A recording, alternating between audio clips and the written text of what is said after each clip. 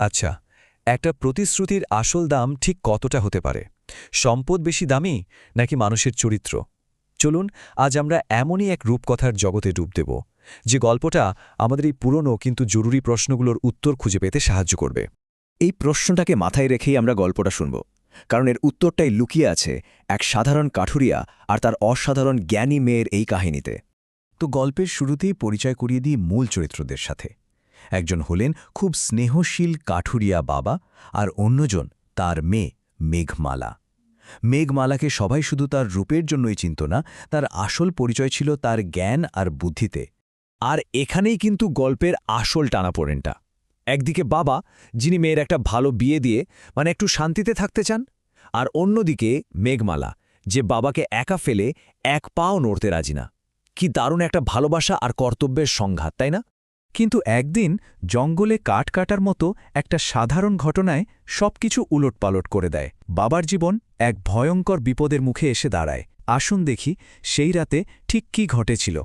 হয়েছে কি, কাঠ কাটতে কাটতে কাঠুরিয়া একদম সময়ের খেয়ালই রাখেনি।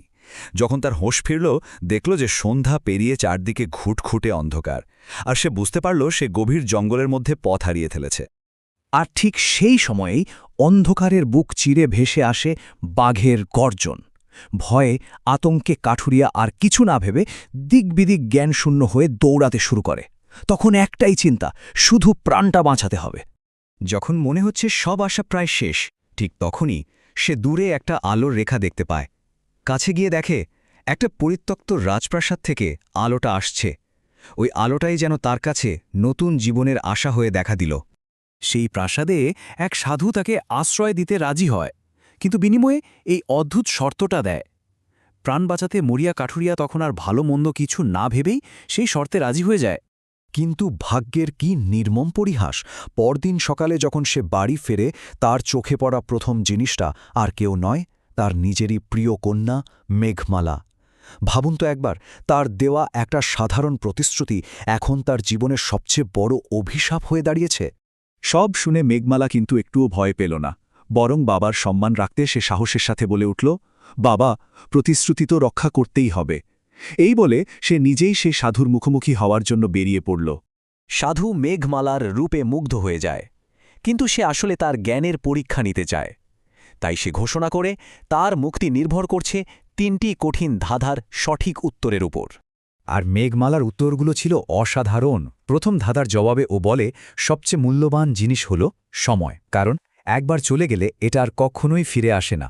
দ্বিতীয়টার জবাবে ও বলে সবচেয়ে শক্তিশালী হল ভালোবাসা। কেন? কারণ ভালোবাসা ঘৃণা আর বিদ্বেষের মতো বড় বড় শত্রুকেও হারিয়ে দিতে পারে। আর সবশেষে কি মানুষকে আসল তৃপ্তি দেয়, তার জবাবে মেঘমালা বলে অন্যের মুখে হাসি ফোটানো। এর চেয়ে বড় সুখ আর কিছুতেই নেই।